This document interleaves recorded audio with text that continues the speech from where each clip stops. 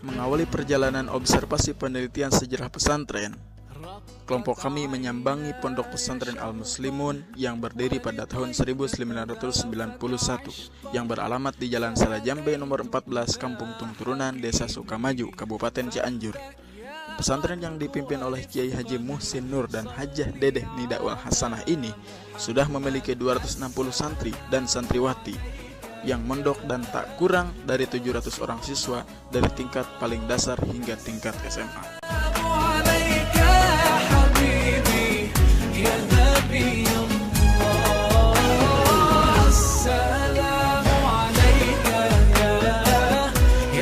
Pada kelompok kami, Kiai Haji Muhsin mengisahkan awalnya ia dan istrinya hanya memiliki 9 orang santri yang belajar mengaji di rumahnya. Itu pun hanya santriwati saja, dan jumlahnya terus bertambah seiring waktu hingga tempatnya tak dapat lagi menampung santri yang semakin banyak.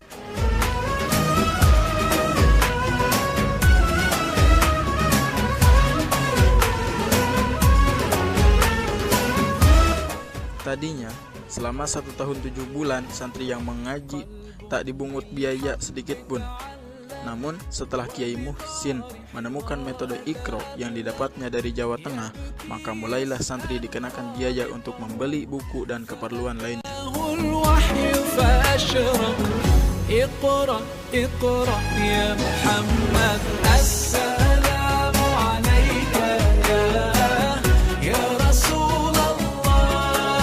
Metode pembelajaran yang diterapkan di sini selain mengaji kitab kuning seperti pesantren Salafiyah pada umumnya, Pondok Pesantren Al-Muslimun pun menyelenggarakan baca Al-Quran dengan metode Iqra dan menggelar program gerakan penghafal Quran yang diterapkan dari tingkat TKA hingga SMA. Karena sejak didirikannya pesantren ini, Kiai Muhsin dan Hajah Dedeh memiliki tujuan bisa mencetak generasi hafiz Quran.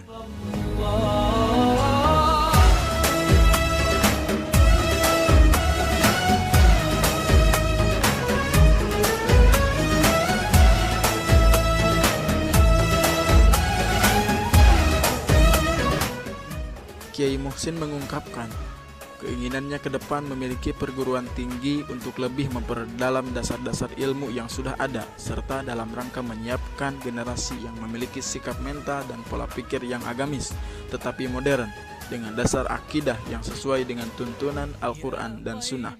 Karena pada dasarnya, pondok pesantren selain harus mampu melahirkan para ulama, harus pula bisa menciptakan generasi yang memiliki intelektualitas dan kapabilitas, serta mampu bersikap dalam menjalankan perannya sebagai pemimpin di tengah-tengah masyarakat.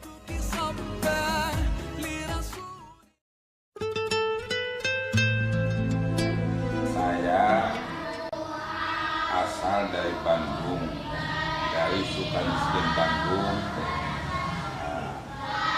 Ibu dari Ciamis tapi udah lama di Cilanyang. Lantas bapak ini pesantren ke Manonjaya, ke Mutuda Manonjaya Tasikmalaya. Ke pesantren Mutuda Manonjaya Tasikmalaya. Dan ibu juga sama pesantren ke sana, ke pesantren Mutuda Manonjaya Tasikmalaya. Nah di sana pesantren itu ya sama-sama menimba ilmu. Lantas setelah itu mungkin ada jodohnya ya. Bapak dengan ibu Bapak masuk ke Menonjol itu tahun 78 sampai tahun 87. Kalau ibu tahun 82 sampai 87 Bapak dan ibu menikah. Lantas tahun 91 Bapak di sini di Pelapatan Pimpinan Agama Sukoharjo ya, mengadakan pengajian anak-anak Yaitu waktu dulu hanya 9 orang anak, semuanya perempuan, nggak ada laki-lakinya. Itu juga yang besarnya hanya satu, kelas 1 SMP, yang lainnya adalah masih SD. Setelah itu asalnya bukan di sini, di sana di Perapatan, di rumah mertua bapak. Setelah itu pindah ke sini mulai tahun 91. Di sini yang pertama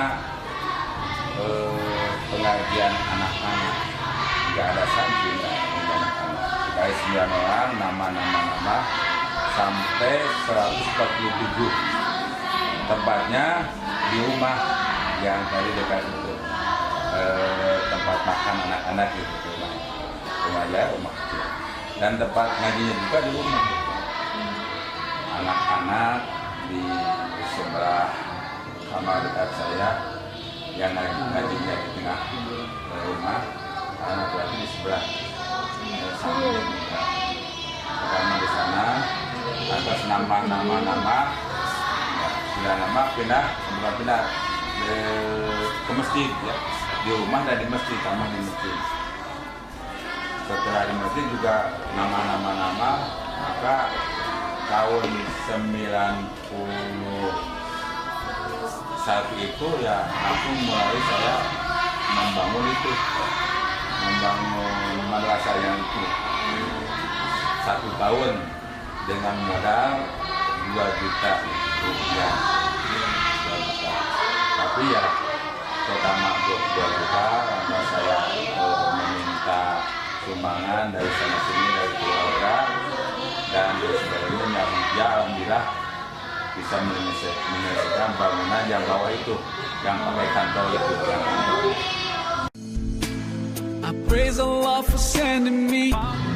Pertamanya itu tidak dipungut biaya apa-apa. Anak-anak tidak dipungut biaya untuk bayaran apa-apa. Yang penting ngaji aja selama 1 tahun 7 bulan. Lantas kelamaan mau muludan, mau memperingati Maulid Nabi atau mau Mi'raj juga tidak meminta kepada anak-anak, hanya dikasih amplop kosong saja. Nanti amplop kosongnya dikembalikan, tapi ya yang ada yang mengambilkan kosong lagi, yang mengembalikan ada uangan.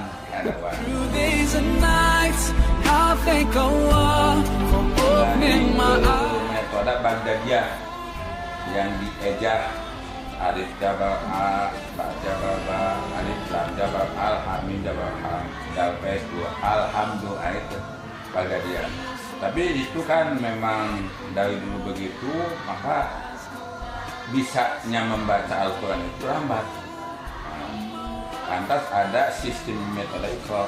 Pada waktu itu saya bagaimana ini supaya bisa meningkatkan anak dan anak dapat bisa membaca Al-Quran. Kebetulan pada waktu itu ada koran, yang dalam koran itu dalam koran ada ini, berita begini, katanya ada metode cara membaca Al-Quran secara cepat, CBSA, cara membaca Quran secara cepat. Nah, atas oleh saya dibaca itu di Banyumas, katanya di Banyumas. Lantas saya simpan, saya mau ke sana mau melihat bagaimana cara membaca Al-Quran secara cepat. Tapi dikarenakan belum punya uang pada waktu dan tidak punya uang pada waktu itu, maka saya tidak berangkat ke sana. Sudah agak lama sedikit, ada Pak Kodrat yang di sini, katanya Pak Ustaz, di TV ada musabaqah tilawatil Quran, menampilkan 1000 anak TK semuanya sudah bisa membaca Al-Quran waktu MTQ di Jogja. Itu anak-anak TK udah bisa membaca Al-Quran. Lantas saya Oh begitu ya Pak, betul ya. Maka saya ke sana melihat bagaimana keadaan di sana tentang cara membaca Al-Quran. Ya alhamdulillah ke sana, pertama ke Banyumas, kata Banyumas memang di sana di Jogja. Ini alamatnya, dikasih ke Jogja alamat, maka saya datang ke sana langsung menghadapi Pak Hasan Umam. Waktu itu Pak Hasan Umam masih ada. Atas oleh Pak Hasan Umam dikasih ini panduannya, begitu ya segala itu untuk metode itu. Nah, setelah itu saya mempraktikkan di sini. Alhamdulillah saya mengumpulkan ibu-ibu wali santri. Saya mengatakan bahwa ibu di sini akan diadakan cara tetap membaca Al-Quran, tapi kalau biasa gratis, suasana ini pakai biaya untuk membeli buku Iqra dan lain sebagainya. Bagaimana kalau ibu-ibu dipungut biaya nggak keberatan? Katanya ya nggak apa-apa. Pada waktu itu mengadakan metode Iqra, alhamdulillah dalam waktu 8 bulan, bahkan 6 bulan anak sudah bisa membaca Al-Quran. Dunia, Tidan, Safina, Dua Banian, dan sampai mantek dan jual mampu.